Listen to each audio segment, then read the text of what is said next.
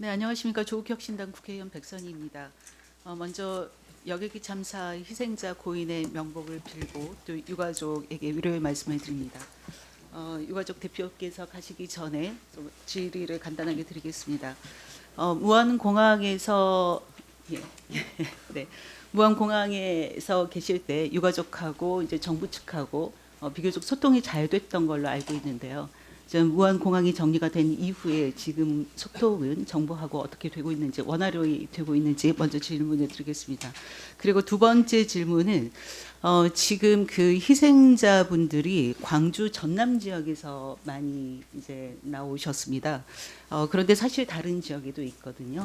그래서 다른 지역에 살고 계시는 그 유가족분들과 그리고 유가족 대표 측이 그래서 어떤 소통을 하고 있는지, 또 여러 가지 지금 현재 심리 지원 등의 정부 지원 서비스가 있는데 이 지역이 아닌 다른 지역에 사시는 분들은 이런 지원 서비스를 받는데 별 문제는 없는지 들으신 바가 있으면 말씀해 주시기 바랍니다.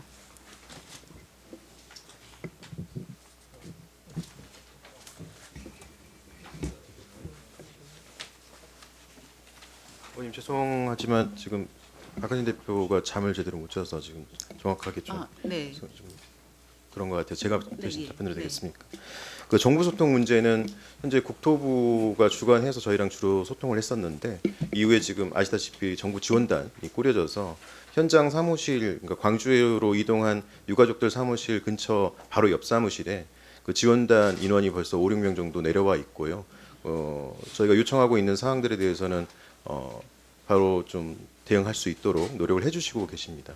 그리고 타 지역의 유가족들 말씀하셨습니다. 유가족들은 지금 지역별로 한 9개에서 10개 정도로 이렇게 소그룹을 만들었습니다. 해서 소그룹 단위로 계속 만나고 있고요. 또 오늘 저녁도 서울 경기 지역의 유가족들과 이제 유가족 대표단과 만나기로 저녁 약속이 돼 있고요. 해서 그렇게 소통하고 있습니다. 다만 이제 광주 전남권에 비해서 저희가 지금 광주에서 활동을 하고 있다 보니까 타 지역에서도 트라우마 센터라든가 말씀하신 그런 지원들이 원활하게 이루어지고 있는지는 실시간 파악은 좀 되고 있지는 않고요. 다만 이런 타 지역의 대표들을 통해서 유가족 대표가 그런 민원인 같은 것도 접수하고 또 건의할 사항들을 정리하고 있는 것으로 알고 있습니다. 네, 감사합니다. 국토부 장관님. 네, 네, 질의에 앞서서 국토부, 경찰, 소방, 보건, 항만, 전남도청, 광주시청 등 사고 수습을 위해 고생해 주신 모든 분들께 감사드립니다. 이 말 기억하시죠? 네, 기억합니다. 네, 예. 여객기 참사 시신 수습과 수색이 종료되던 말 유가족께서 남기신 말입니다. 전례 없이 이런 말씀을 남기셨는데요. 물론 유가족분들께서도 큰 슬픔 속에서도 같이 협력하고 또 상호간의 노력이 있었기 때문에 가능한 일입니다. 지금까지는 평가가 그래도 모범 사례가 되지 않았느냐라고 하는 말들이 있는 것 같습니다. 부디 이 조사가 마무리될 때까지 잘 진행하셔서 참사 대응에 대한 모범 사례를 좀 남기시기 바라겠습니다. 네, 명심하겠습니다. 네. 지금 그 박한신 대표님께서 6가지 사항을 말씀을 해주셨는데 그 첫 번째 사항이 무엇이었는지 기억을 하십니까? 사고 원인을 철저히 규명해 달라는 내용이었고요. 네. 예. 그 원인을 철저히 규명해달라고 말씀을 하시면서 지금 항공조사위원회가 있는데 여기에 유가족 추천위원을 포함을 시켰으면 좋겠다라고 하는 요청이 있었던 걸로 알고 있습니다. 이에 네. 대해서 장관님께서는 뭐라고 답변을 하셨는지요? 항공사고 조사에 관한 철저한 조사를 하는 것은 그 유가족들이나 저희 정부 당국자 입장이나 다를 게 없습니다. 다를 게 없고 객관적이고 투명한 조사가 이루어져야 된다고 생각을 합니다. 다만 이제 항공사고에 관해서는 우리나라의 대역 참사라고 할 수 있는 이태원 사고라든지 뭐 이런 거하고 다르게 이미 국제적으로 정해진 룰이 있습니다. 그래서 그 룰에 맞춰서 해야 되고요. 네.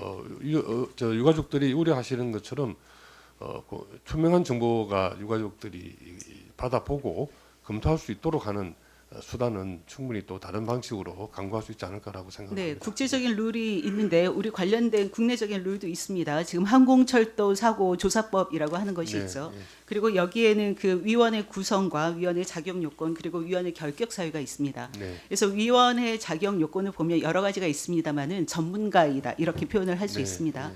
지금 유가족이 요구하시는 것은 유가족이 직접 들어가겠다라고 하는 것이 아니고 유가족이 추천하는 그 법적 요건에 맞는 전문가를 추천을 할 테니 받아달라라고 하는 요구입니다. 이것이 불가능한 이유가 무엇입니까?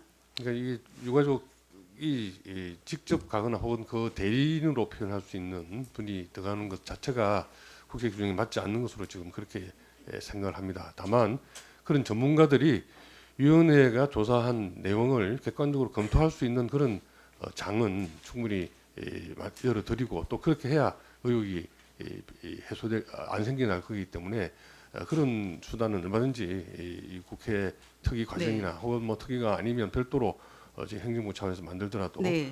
가능할 지금 거로 장관님께서 업무 보고를 해주신 것에서도 이제 네. 조사위원회에서 조사된 내용에 대해서는 네. 유가족에게 사전에 알리겠다라고 하는 네. 말씀도 하셨고 예, 예. 그 의견을 들어서 보고서를 최종 완료하겠다라고 하셨습니다. 예. 그런데 유사한 참사가 있습니다. 세월호 진상 규명법 관련된 법률이 만들어졌습니다. 그래서 이 법에 의하면은 여기도 위원회를 구성을 해야 되고 위원회를 구성할 때 희생자 가족 대표 회의에서 선출하는 3명 그 중에서 상임위원 1명을 포함한다라고 되어 있습니다.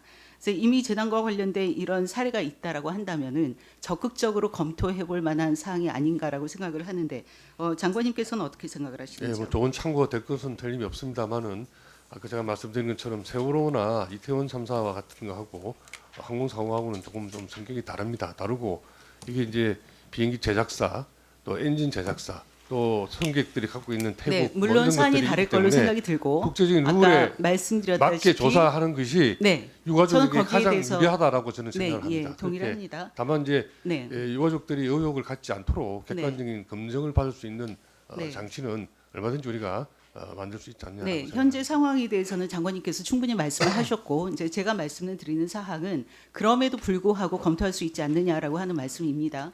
그래서 이미 유가족 제가 이제 모범적인 사례로 좀 남았으면 좋겠다라고 서두에 말씀을 드렸었고요. 그리고 제가 그렇게 생각한 가장 첫 번째 이유는 무안공항 현장에서 장관님께서 유가족을 위해서 노력하신다라고 하는 거를 제가 직접 목격을 했고 그리고 많은 분들이 그렇게 생각을 했습니다.